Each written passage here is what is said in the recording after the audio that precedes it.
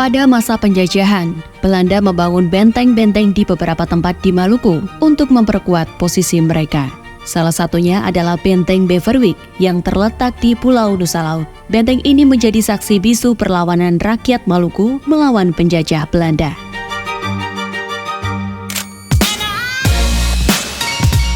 Jumat 5 Juli pukul 6 pagi, kami berangkat menuju Nusa Laut menggunakan kapal penyeberangan di Pelabuhan Tulehu Ambon dengan harga tiket Rp75.000 per orang. Sebenarnya ada kapal feri yang langsung ke Nusa Laut, namun jadwal kapal ini hanya tersedia pada hari-hari tertentu saja. Sedangkan kami hanya memiliki waktu 3 hari, oleh karena itu semakin cepat kita berangkat semakin baik.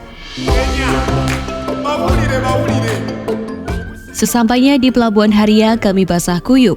Hujan tidak berhenti sama sekali, perjuangan yang cukup melelahkan. Perjalanan kami lanjutkan menuju Pelabuhan Ou untuk menyeberang ke Pulau Nusa Laut.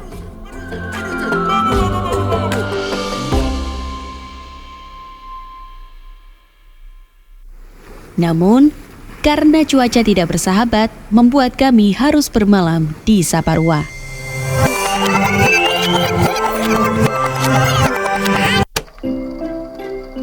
Hujan reda, kami menyempatkan singgah ke Benteng Durstede. Benteng ini terletak di pesisir pantai Desa Saparua.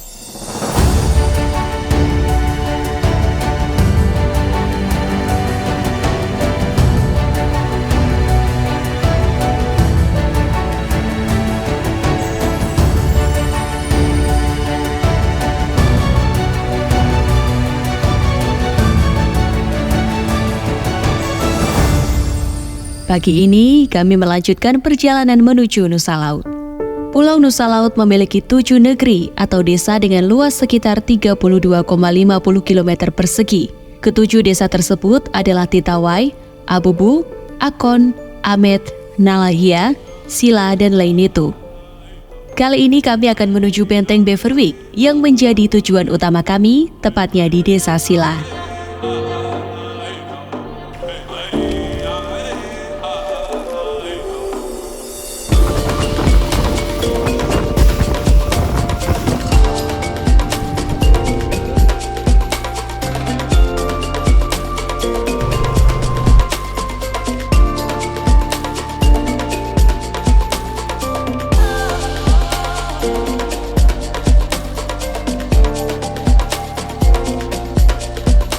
Hari ini kita akan menjelajahi salah satu benteng bersejarah di Kepulauan Maluku, yaitu Benteng Beverwyck di Pulau Nusa Laut.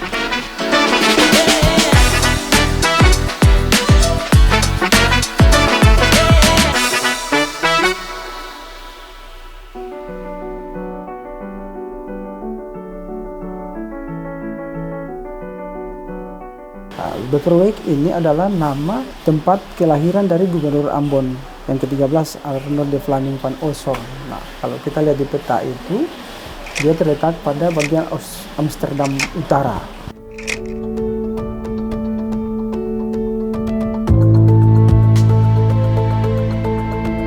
Benteng Beverwyck dengan denah bujur sangkar 12 x 12 meter dan dinding tinggi 7,20 meter berfungsi sebagai gudang rempah berharga. Benteng ini memiliki struktur internal yang terorganisir baik.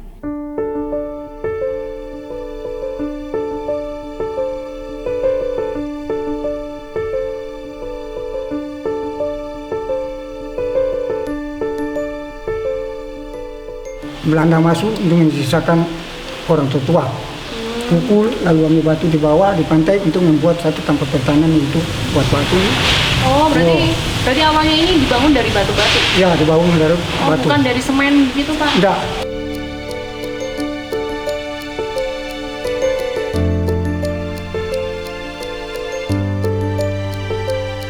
Benteng ini sebenarnya mau dibilang benteng tapi mau bilang gudang, mau bilang rumah. Makanya beberapa orang menyebutnya sebagai loji. Jadi loji ini dia punya fungsi sebagai tempat penampungan rempah sekaligus benteng pertahanan. Tapi dari struktur bangunannya, karena dia punya meriam ada, maka dia itu adalah dikategorikan sebagai benteng yang memang berfungsi untuk bagaimana memperkuat kekuasaan mereka di Maluku termasuk di Nusa Laut.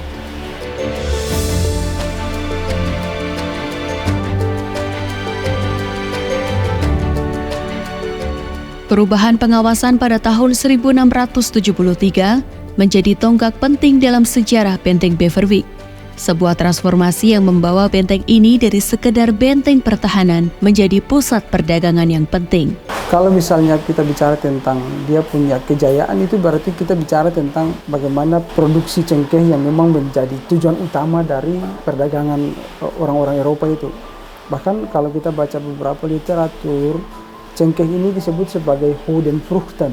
Hodenfruchten ini buah emas. Mengapa sampai disebut buah emas? Karena memang dia memiliki nilai yang setara dengan emas. Pada tahun 1817, penduduk setempat menduduki benteng, membunuh penghuninya kecuali seorang kopral Eropa dan 2 tentara Jawa. Tidak lama setelahnya, kekuasaan Belanda kembali dan sebagian benteng mulai dibugar. Pada tahun 1824, Beverwyck kembali berfungsi sebagai benteng pertahanan yang dijaga oleh sekelompok tentara. Kalau kita baca beberapa literatur, misalnya yang ditulis oleh penulis sejarah gereja, N. Clark, dia menyebut bahwa Nusa Laut itu daerah yang patuh dan mereka tidak pernah melawan dengan Belanda. Tapi ketika tahun 1817 itu mereka justru tampil melawan orang-orang Belanda. Belanda pada saat itu, mereka belajar dari pengalaman perang yang kemudian banyak mengorbankan orang Belanda. Nah, salah satu orang-orang Nusa Laut yang terlibat dihukum di situ. Salah satu orang yang terkenal itu adalah Paulus Tiahahu. Paulus Tiahahu ini adalah ayah dari Martha Christina Tiahahu. Dia ditangkap, kemudian dijatuhi hukuman mati, dieksekusi mati di halaman Benteng Beverwyck saat itu pada tanggal 17 November 1817. Martha ini kan dia terekam dalam sumber-sumber kolonial itu pada waktu perang terjadi di area Oulat. Oulat ini kalau kita lihat di peta, itu ada 2 desa berdekatan di bagian tenggara Saparua, itu Ou dan Ulat. Nah, dia mulai ada dalam front perang itu. Dia dicatat dalam beberapa tulisan seorang perempuan yang ketika mereka tampil dengan batu untuk melempar pasukan-pasukan Belanda itu. Seiring waktu, Beverwyck mengalami masa kejayaan, namun perlahan mulai kumuh dan dianggap tidak lagi diperlukan oleh VOC. Dan dia mengalami kemunduran setelah nilai cengkeh itu dia berubah mulai akhir 1820-an itu ketika muncul komunitas-komunitas baru, dan dilanjutkan ketika pemerintah Hindia Belanda punya kebijakan baru dalam pertanian, misalnya untuk tanam paksa, menanam komoditas kopi, teh yang memang secara ekonomis dia memiliki nilai yang lebih dari cengkeh maupun pala yang ada di timur.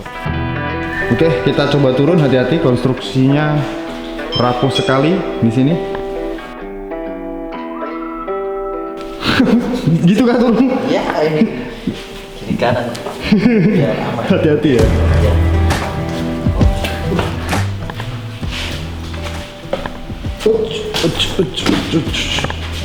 Coba turun Gus, pelan-pelan.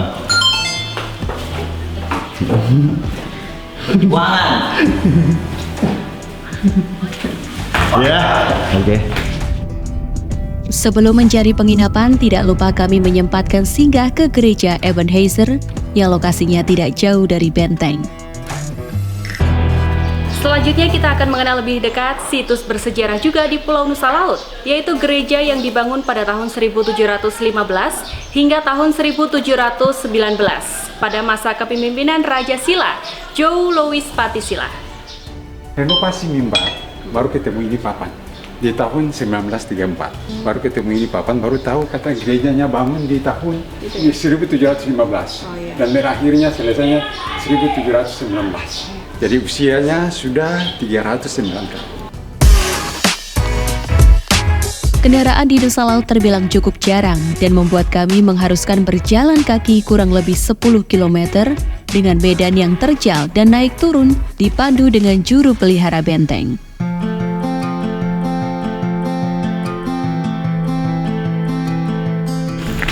Ya, kali ini kita udah kurang seperempat lagi perjalanan dari Silla ke Desa Amet.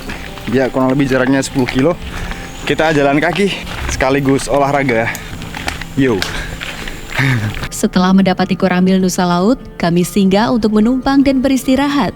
Sebelum matahari terbenam, kami diarahkan dan Ramil untuk datang ke Monumen Marta Christina Tiahahu. Dan wow, ini sangat keren sekali.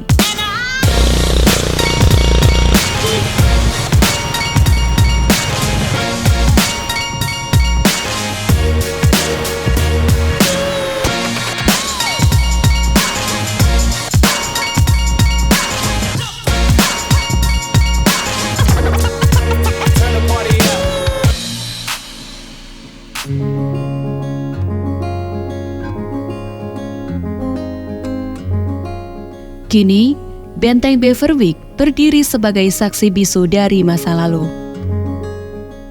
Benteng ini menggambarkan semangat tak kenal menyerah dari penduduk Nusa Laut. Meskipun kini hanya tersisa reruntuhan, Benteng Beverwyck tetap berdiri sebagai simbol keberanian dan keteguhan. Kita harus belajar dari sejarah, karena sejarah itu adalah maha guru kehidupan. Benteng ini menjadi pengingat sebenarnya, mengharuskan kita untuk berjuang. Semangat-semangat seperti Marta, semangat-semangat seperti Paulus di Nusa Laut tidak ada lagi pada generasi kini. Orang nyaman dalam kondisi ketertindasan, orang nyaman dalam kondisi kemiskinan. Benteng ini mengingatkan kita akan pentingnya mengenang sejarah sebagai sumber inspirasi untuk menghadapi tantangan saat ini dan di masa mendatang.